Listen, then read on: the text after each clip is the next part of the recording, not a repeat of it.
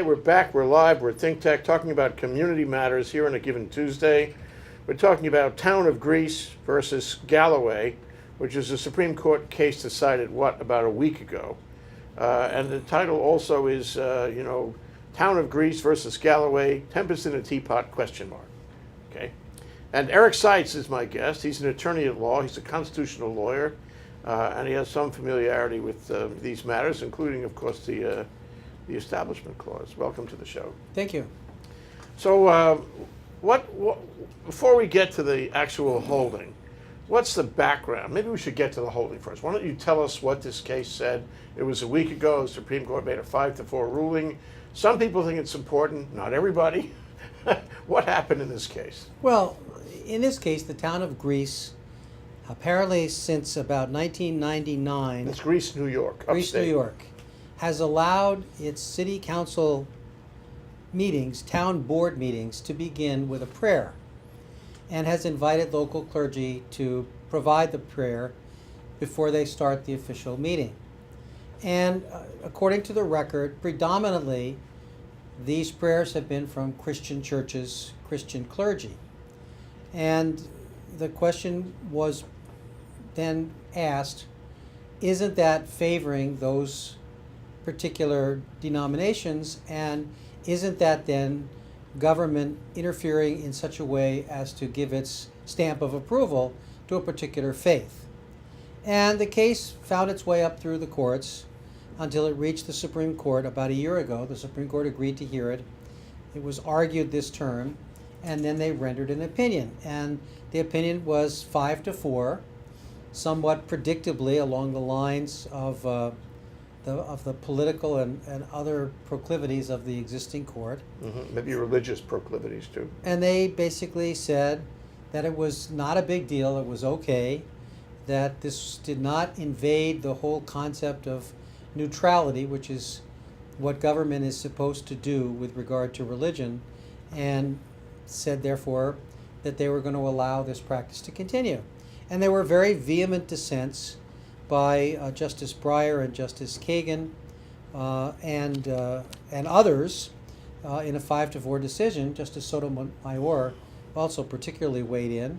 And so now there's a lot of controversy about this particular case and what it means for the future, and what, if anything, the court is going to do as a sequel, having now basically said that prayer in public meetings is okay.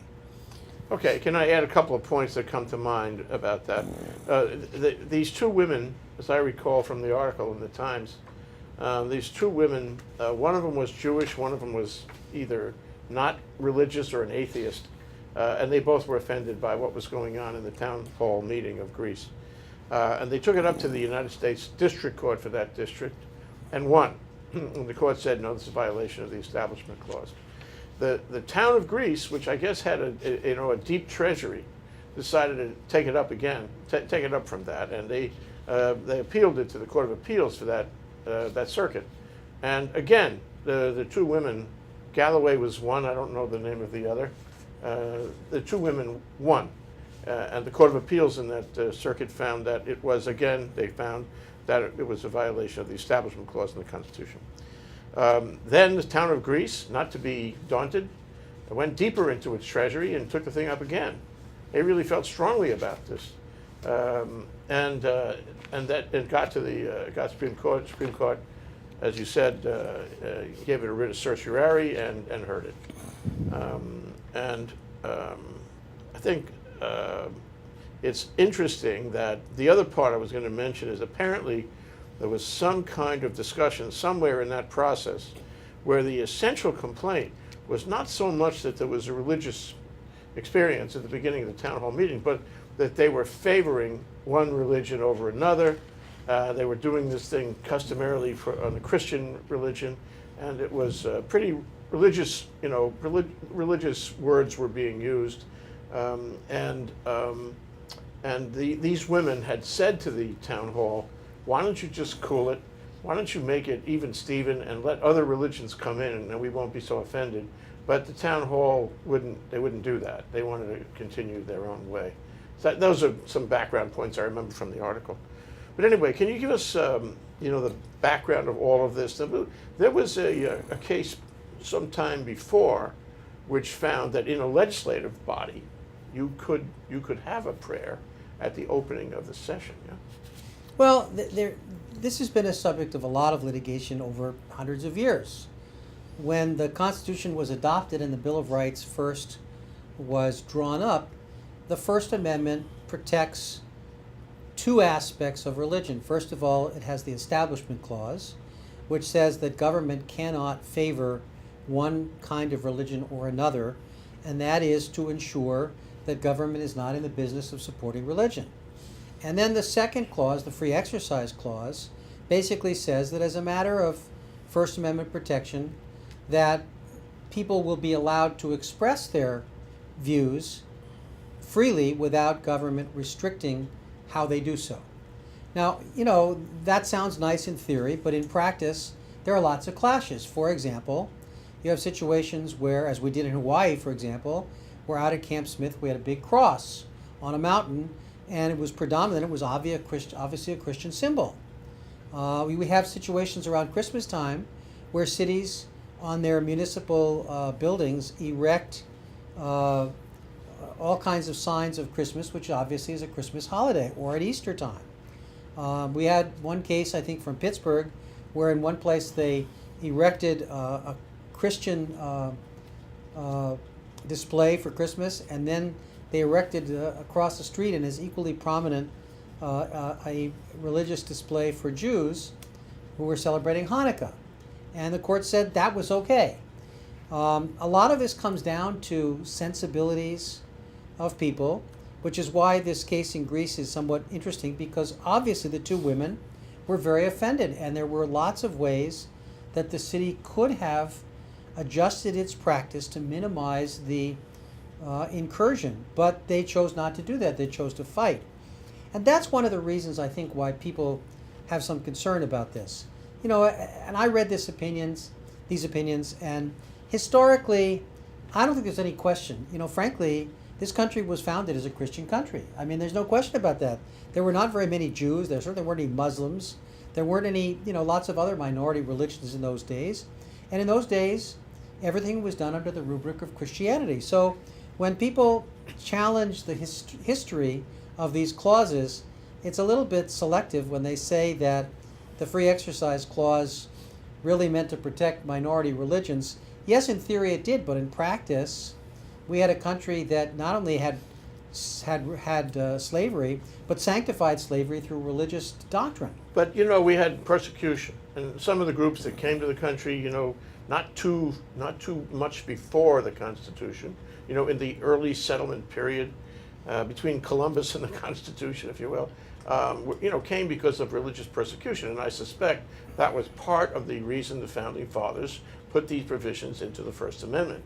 They didn't want anybody beating up on anybody else over the question of religion, which was happening even at that time in Europe. Absolutely. There were, the Puritans and others were being persecuted and came for those reasons.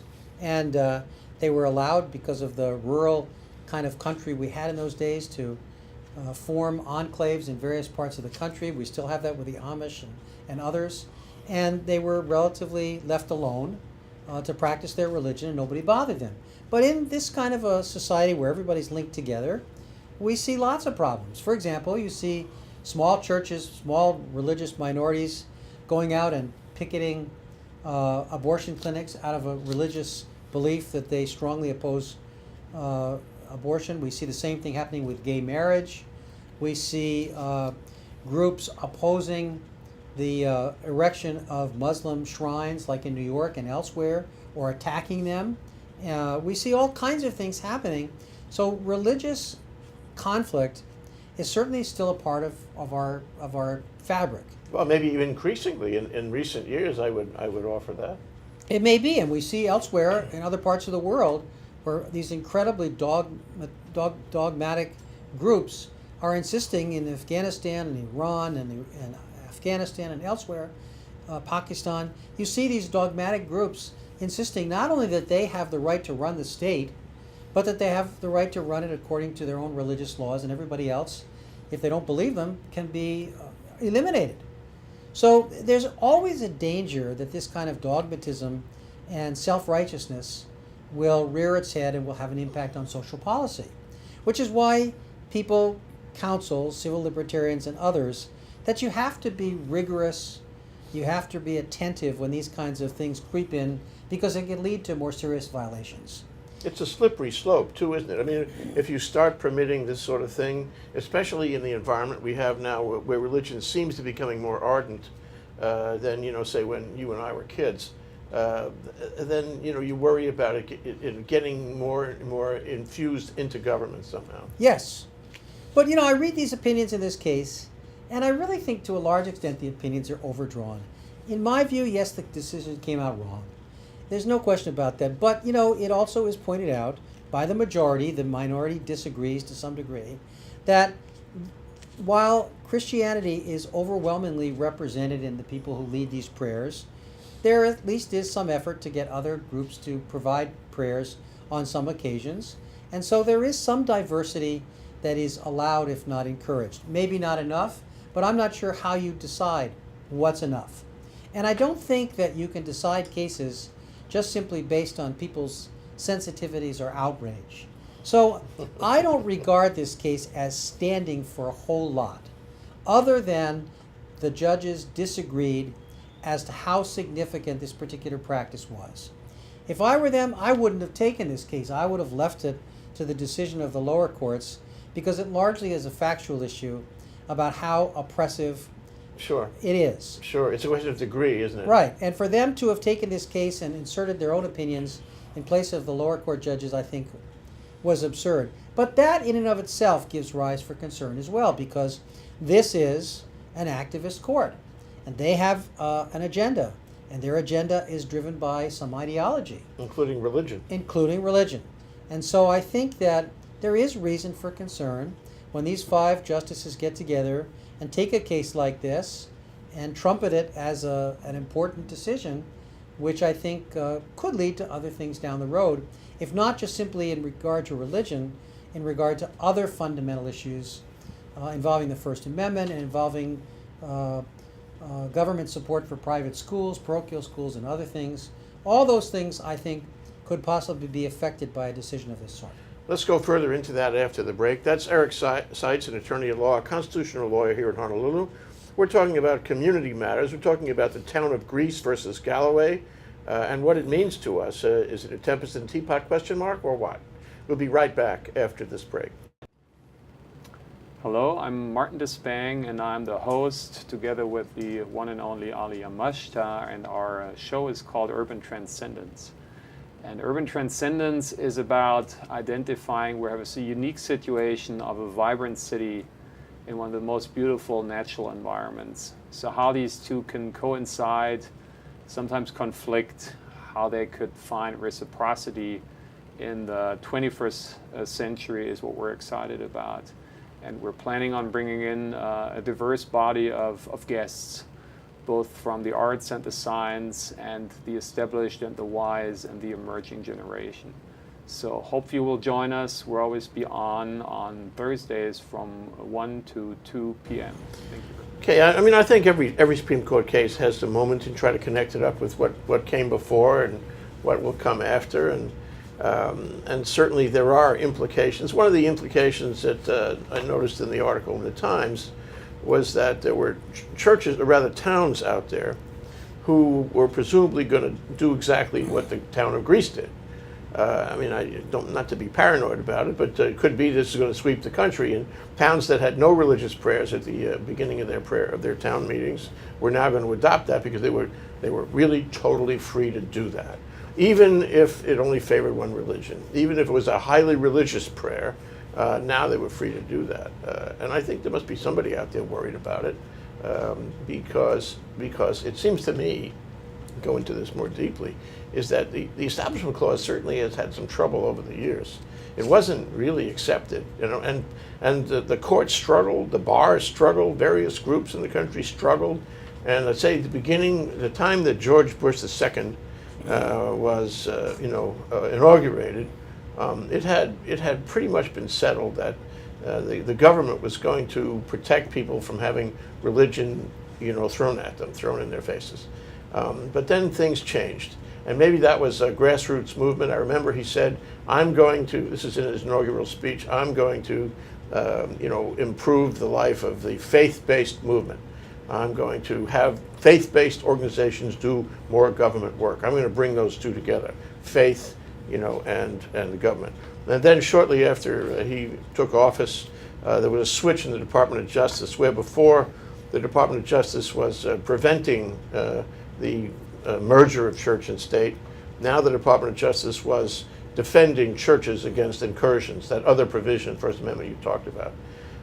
So I think we have, at the grassroots, and probably legally reflecting the grassroots, we have a change in the country. The country is turning right, if I can use that expression, and maybe becoming more interested in religion, more driven by religion, as a matter of the grassroots, the people.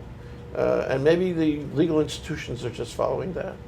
Well, I'm not sure I agree with that, to be honest with you. I don't expect you to. I think because if you look at what's happened with abortions, with same-sex marriage most recently, you see with marijuana legalization, a number of issues which have been opposed very strenuously by religious groups, you see a lot of public opinion supporting those kinds of things, which was not as prominent a few years ago. I think the reaction of the courts and of these groups that are lobbying the courts and taking these cases, I think that's predicated upon their fear that in fact they're losing the battle in the populace. And I think that they're trying to create ideologically a framework where they can carry on that battle much more freely than they think they've been able to do so up to now. So I do think a decision like this is going to give license to people in school districts in Texas, for example, to hold prayers before football games. It's certainly going to give license for all kinds of people in public institutions to hold prayers before graduations, or maybe even in school classes again, or at assemblies. And the reason for doing that is that it presents and it provides young kids, fertile minds, with the sense that these kind of religious practices are not only okay, but presumptively acceptable. And that creates an ideological framework for them then to make the larger arguments on policy issues consistent with their religious beliefs, which many of us have been fighting against for a long time and are seeming to have some inroads on. Mm-hmm. So, that's why I think these judges take a case like this and render an opinion like this. They want to create an ideological framework which is favorable to rehashing and hopefully winning the debate on the larger issues. This is in itself not a larger issue. This like is abortion. A step. Yeah, this is right, exactly. This is a stepping stone to something else. And I think basically, from their standpoint, they'd like to create an environment which is more susceptible to the values and the social agenda which they have. Yeah, you're right. I mean, hearing you say it, Eric, it really does sound right. Well, can we go look at the precedent? There was this case. I think it was a Supreme Court case, and it was like 20 years ago, and it said that legislative bodies could have a religious opening prayer.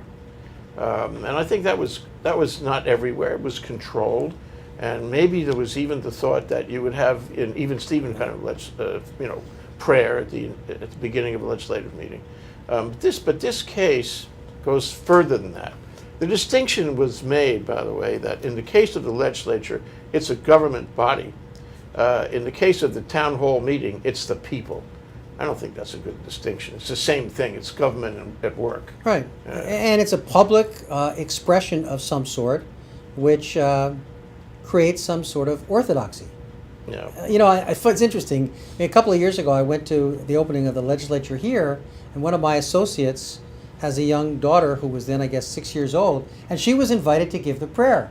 And she stepped right up to the podium, and she read her prayer, and it was unbelievable, this beautiful, articulate 6-year-old. Well, that was much more important than what she said.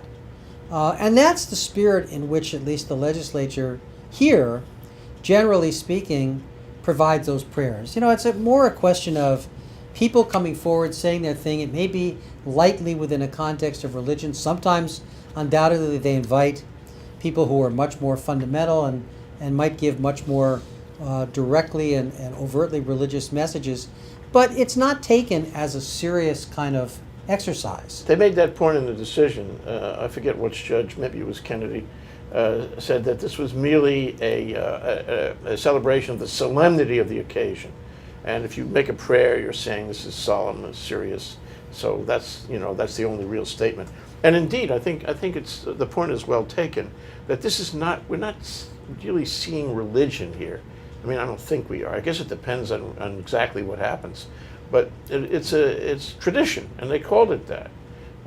So if the country is doing this as a matter of tradition, and it's grown up around that Establishment Clause, then maybe the Establishment Clause is eroded simply by the tradition, because it's not religion, it's not ideology necessarily, it's merely a statement of solemnity.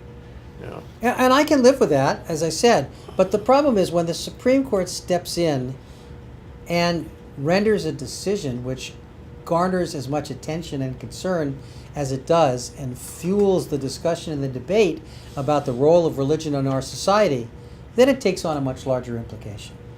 And I would, as I said, I would have been happier if they just sort of left the case alone. And by the way, factually, I just want to correct something you said earlier. The people who brought this lawsuit against the city of Greece lost in the district court. Oh. And so they appealed the first they time. appealed. And that in and of itself is also not surprising, because in rural district courts, in federal districts all over the country, we have predominantly Republican judges who were appointed during the Bush administrations. Sure. And so, you follow a certain trend where you lose these cases in the district courts, except in the more progressive states like California and rural New York and even Hawaii to that extent. Mm-hmm. But then you go up to the Court of Appeals, which is dominated by a more generally a liberal consensus, and they step back and I think take a much larger look at this. But then you go up to the Supreme Court, and remember the hullabaloo about Bush versus Gore, and how you shouldn't be doing your politics in the courts. And of course, that is the most political decision we've seen in history. This is an activist court, and if they Does that have mean political? Yeah, they have an agenda. Ideological, anyway. They have an agenda, and this kind of a decision certainly was part of their agenda, and that concerns me. That agenda, can we talk more about that? Because I mean that involves other cases, as you said, and other issues, other ideological, agenda points slipping into really everything they could possibly slip into, and it worries me a lot that at the time of Roe v. Wade, it was over. That was it. Let's accept that and move on. And then now, Texas is fighting for the last doctor who will do abortions. And little by little, there's this huge sweeping movement in the country that is going to take every possible effort to stamp out abortions, legal or otherwise. What's happening here, and what's the process? It just seems like we're going backward. Well, I think abortions is a very dangerous stage. I think the Supreme Court is looking for the right cases in order to backtrack on abortion, and potentially they have the judges, the 5-judge majority, to do that. That's clear now.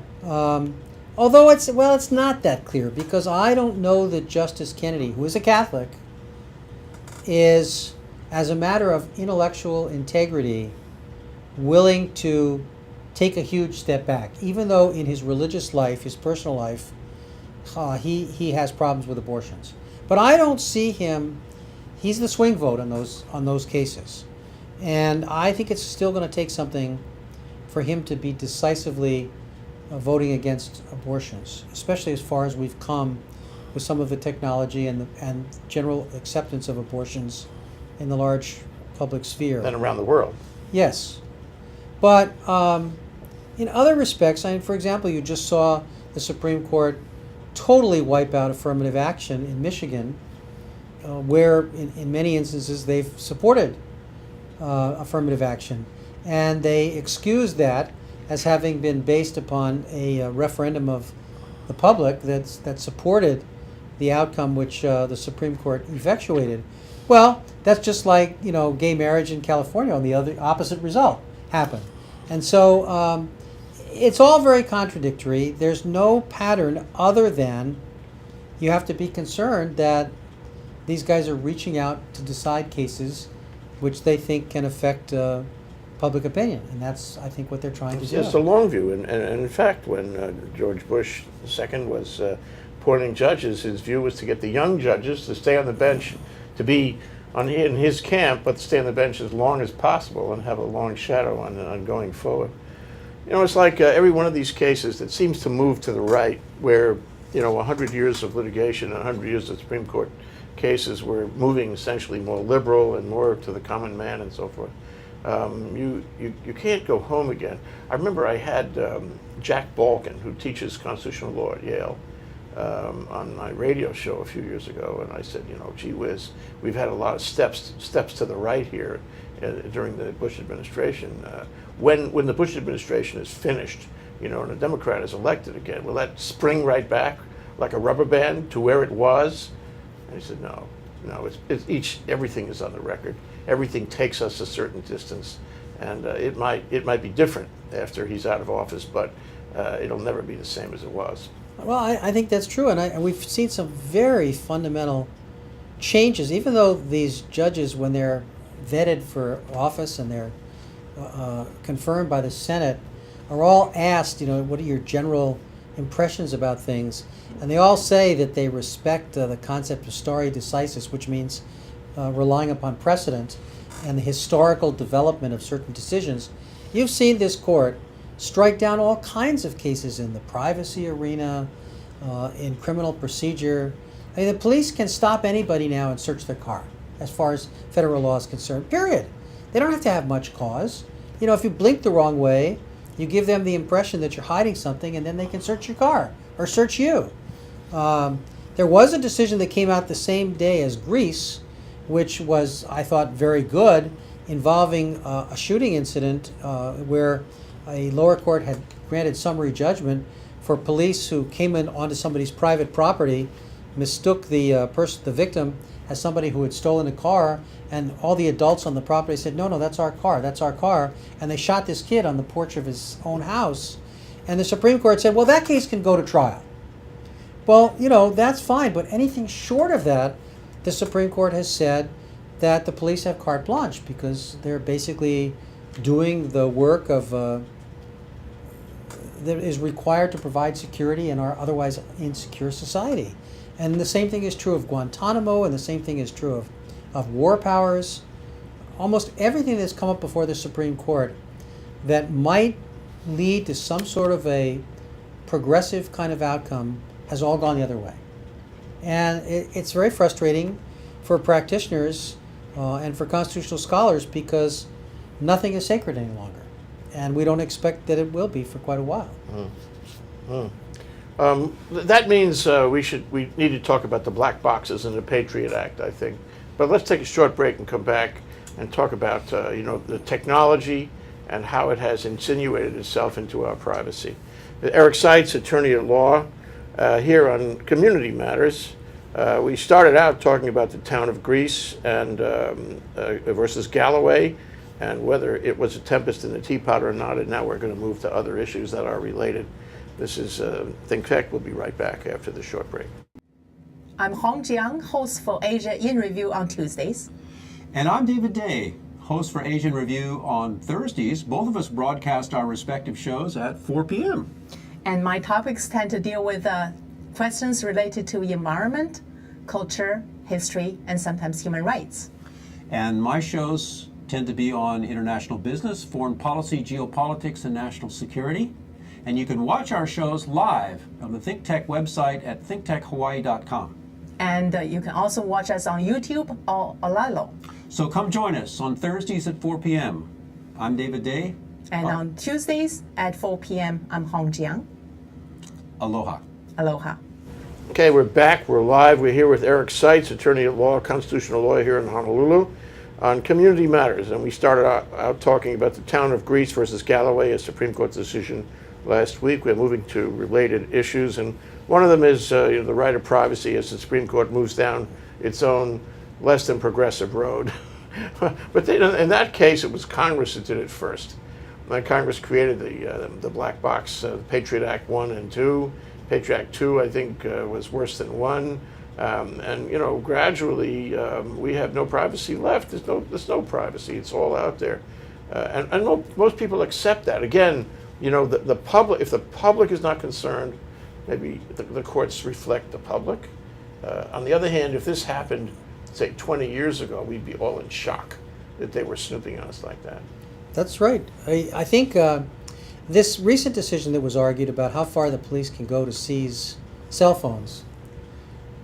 I'd be surprised if that case doesn't strike too close to home for these judges, because they all carry cell phones. Yeah, right. It's personal. So I think that, you know, most of these privacy cases are decided on a test of what was created many years ago called the expectation of privacy. If you have a reasonable expectation of privacy, then you have a right that the police can't violate except under very urgent circumstances. But that's been eroded, as you say, substantially. And, you know, now the ability to listen in on phone conversations, I have rarely seen in a number of the cases I've done in the last 20 years where any judge has even shrugged when presented with an application for a search warrant.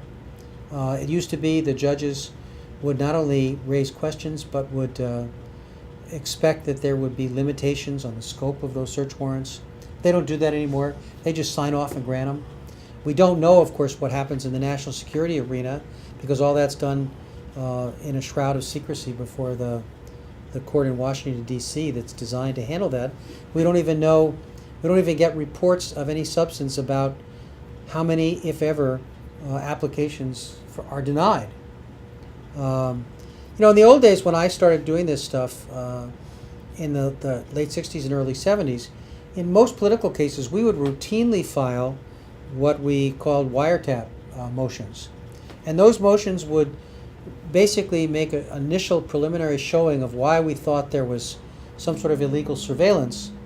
And then if we were able to make an adequate initial showing based on whatever information we could obtain, then the government was required to go to all the agencies and inquire, and by affidavit, under oath, respond from those agencies and say, no, there was no wiretapping. And sometimes you would find this situation, and it happened to me in several cases, where the government declined to file those responses and dismissed the cases instead because they didn't want to lie. And sometimes the prosecutor, well, like in the first Pentagon Papers case, in that case, they responded and said there was no illegal surveillance, and they had to come back later because they discovered that there was. Embarrassing. And it was very embarrassing. Those kinds of situations don't occur anymore because the ability to conduct surveillance is so much broader and more enhanced that it's almost impossible to challenge it, and it's also even more impossible to have enough information to be able to show that it's happening. You know, basically, if you allege that you're subject to a wiretap, they just accuse you of being paranoid and everybody goes home. And with whistleblowers who try to blow the whistle and that sort of thing, they don't get to first base. Right. You know, they're attacked and excommunicated or whatever. Lose their jobs anyway. Get thee off to Russia. But you know, it's very hard to challenge those issues and to raise those questions, and the government thrives on that. And you know, they clearly do attack people who try to do that and label them, and then also basically allege that if you raise an issue the government has gone too far, that you're essentially eroding our interests in security and safety. And why are you doing that? Because everybody wants us to be engaging in these kinds of practices. Everybody, you want to be safe, don't you? You want to be safe safe from all these threats.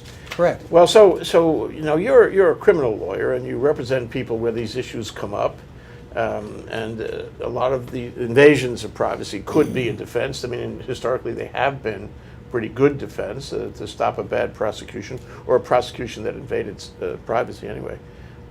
This has to affect your practice now. Your bag of tricks is different now.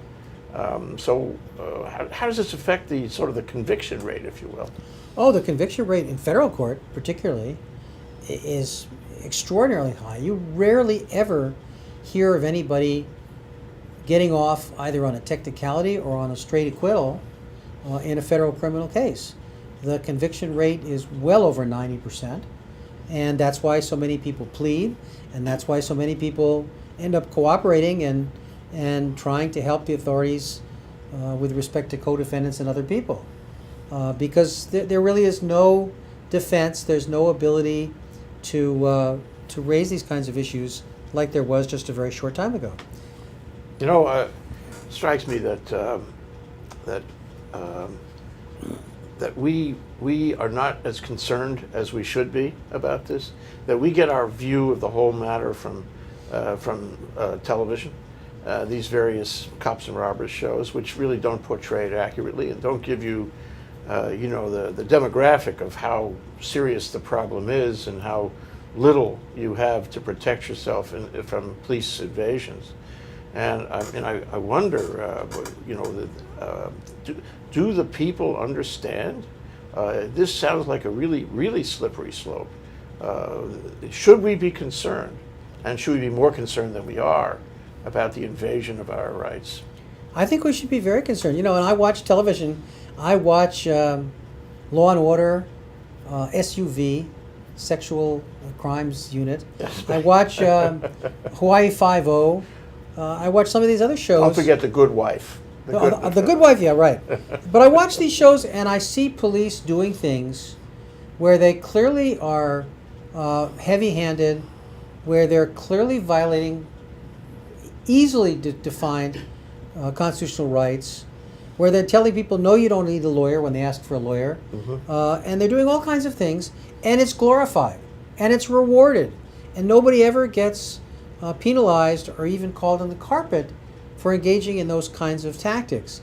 It's all justified because the ends justify the means, and therefore, you know, there are people out there protecting our rights, and they're violating our rights in order to get to that position. And, you know, it's good entertainment, but it is ideological. It's fostering a view that it's okay for people to do that because they're out there engaged in work which we all ought to be supporting. And I think it's horrendous. There is a move here in Hawaii, and in fact I just spoke to a reporter about that today, to try to get more transparency when it comes to the police who are engaged in improper procedures or in unnecessary violence.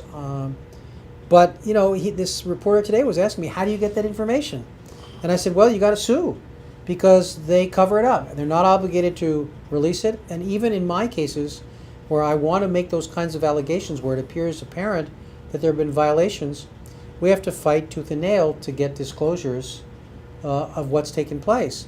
So for the public to know what's truly going on and make its own assessments of whether or not it's something in the interest of the public is almost impossible in this day and age. What I see, though, is a kind of an educational process. So the average person doesn't go to law school. The average person doesn't know that much about the law. The average person is a carta blanca, and there he is watching these TV shows and learning his view of it. And then you mentioned earlier about expectations. So if I don't have an expectation of privacy, then my rights are somehow less because my rights are based on my expectation.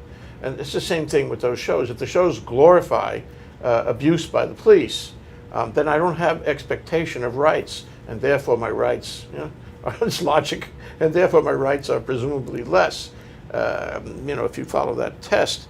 And so, you know, what are we going to do here? This, you know, now you're talking about criminal cases, and these cases, you know, involve people who maybe have a record, people who, you know, are in the paper for doing sordid things, right or wrong, you know, guilty or innocent. But what about the ordinary Joe who works 9 to 5, who keeps his nose clean? Should he be worried? Well, you know, I mean, just to bring up one example, I opened the paper one day about 2-3 weeks ago, and I saw that on its Hilo campus, the University of Hawaii forbids passing out copies of the Constitution. What? Somebody sued over that. Oh, And that's because the University of Hawaii, like a number of institutions, has created what they call free speech zones, and you can't engage in free speech outside those zones on a public university campus. Well, there's something troubling with that, about that. But that's the law, both here, both over there, and at Manoa. If you want to hold a demonstration or give a speech or hand out leaflets, you can only do it in those areas where they tell you can do it. And that's become the norm, and that's what people expect. Now, you know, for most people who are driving home from work and get stopped by the police and something happens to them, it's only then that they begin to realize how seriously their rights have been eroded. But most people don't understand that, don't see it until it happens to them or somebody that they know personally. And unfortunately, that educational process, that's really too removed from daily life for people to get a full appreciation of what's happening. Yeah. What about the police? You know, it's just, I'm making a guess here because I don't have any contact with them, but if the police see that these civil rights, these rights in a criminal circumstance are being eroded, it would presumably change their way of looking at things. It would build a sense maybe of you know, greater power than they should have, or arrogance. Do you see any changes happening because of these changes in the law? I don't see any changes in behalf of the police. In fact, in every case, every civil rights case that I've won, where the determination has been predicated upon a finding that the police engaged in some form of misconduct, I've never seen a police officer either disciplined or retrained or even lectured to about why the case went against them, which cost the city and county some money. It just doesn't happen. It basically... So they're likely to do it again. No, absolutely, and they do it again. I've seen the same names come up over and over again in some of these police brutality cases, and people call me and say, you know, Lieutenant so-and-so or Sergeant so-and-so. So yeah, I sued him twice already, and he's still there, and he just did it again. And you know, I mean, there is no incentive to get things right or to fix things. I have in the past, on rare occasions, been able to sit down with the leadership of the police department to talk about issues which I think are problematic that they could dramatically fix without it coming to a head. But that's such a rare practice. Here I am filing civil rights cases all the time, and they don't want to hear anything from me. They don't want me lecturing to them. And I don't lecture to them. I just give them advice about how certain problems could be avoided. But they don't want to hear it. They probably see you on the losing side of the equation. Well, that's right. I'm trying to handcuff them and make their lives worse, which is kind of funny because whenever a police officer gets in trouble, I'm the first one he calls. I would too. So Eric, you know, this is of great concern. I mean, one is there must be a huge level of frustration. You've dedicated your professional life to protecting these rights. And it's not so much only that you're protecting them in a given case for a given client, but every time you do, I mean, I say you're protecting all of us because it has a telescope effect, one way or the other. And it must be very frustrating for you to see them eroded over the course of your own professional life. It is frustrating. I remember when my dad died. My dad was an activist, died at age almost 96. And one of the last things he said to me was, you know, I'm very sad because all the things I fought for in my life, a lot of them came true, but now they're no longer true. And, you know, I mean, that's clear in my professional lifetime as well. You know, I went to law school in the 60s during the Warren Court, and there was this huge upsurge of civil rights and constitutional protections and free speech and so forth that occurred for 15 or 20 years. I remember. And, you know, now we certainly seem to have eroded that. And the worst example of that is Guantanamo. Nobody would have ever thought in my youth, especially after World War II and concentration camps, Japanese internment, no one would have ever thought that the United States would ever do anything like Guantanamo. It is the most preposterous and disturbing example of government abuse, and yet it's slipped from view and nobody even is concerned about it, even though we still have, you know, 100, almost 200 people still there, and the only reason they're there is because we can't find any other place to put them. Yeah, what a travesty. My brother and his wife, Linda Greenhouse, sat at this table a few weeks ago and discussed that. We have that show. But you know what? I wonder if there are people in the pipeline behind you, you know. You are a child of the 60s as I am. It was a great upsurge in concern about civil rights at that time, and maybe I say a decline since that time. And here we are. I remember all the kids who wanted to practice in that area in the 60s. It was really important to them. Money was not important. Saving, the Constitution was important. Are we seeing similar kids coming up through the pipeline now? I think so. I think so. I think there are many, many more people who are interested in fighting for social justice and are going to law school for that reason than we've seen in the last maybe 20 or 30 years. I perceived in the last 20 or 30 years that most of the lawyers who came out of law school basically just wanted to make a good living and have a comfortable life. And if at some point in their careers they could do something, quote, pro bono, unquote, they would do something to help other people, but it was the rarity rather than the rule. But I see now in law schools that I have contact with and kids, I've had the pleasure of working with a group of kids a couple of years ago in a taser case from UC Irvine, where a friend of mine is the dean. And they helped me in a case in the Ninth Circuit, and I was so impressed with those kids. And then this last year, I've been working with a clinic of kids from Emory Law School in Atlanta who've helped me with a case that went to the Supreme Court. And again, those kids are so fabulously motivated, and they have an incredible broad view of the world, and they see themselves as going out and really trying to change things. So those experiences personally suggest to me that, maybe the pendulum has switched back a little bit, and that given all the problems which we've just been talking about, that there are a lot of young people who would like to spend their lives addressing them. Yeah. So what do you think is actually going to happen? I mean, I'll tell you, my reaction is I'm worried about this. I was worried when I saw Roe v. Wade begin to, deteriorate. I'm worried when I see when the Patriot Act, where all of Congress is doing that. I'm worried about Guantanamo. These things worry me, and they do, as you say, they create a kind of trend, a direction. This is a bad direction for the country, where we lose our fundamental rights. Where is it going to go? I have no crystal ball. I look at places like Pakistan, Israel, a number of other countries where there have been huge erosions of civil rights and respect for differences and for human dignity. And I'm much more worried about what we see out in the world there as being kind of an example for the directions in which we may be headed here.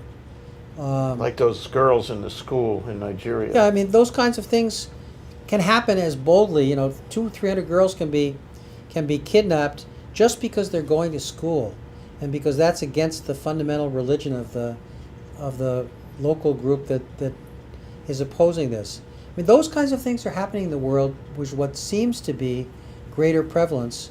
And while I don't want to see the United States become the policeman of the world, the fact of the matter is that people all over the world seem to just cluck their tongues and say, well, there really isn't anything we can do about it.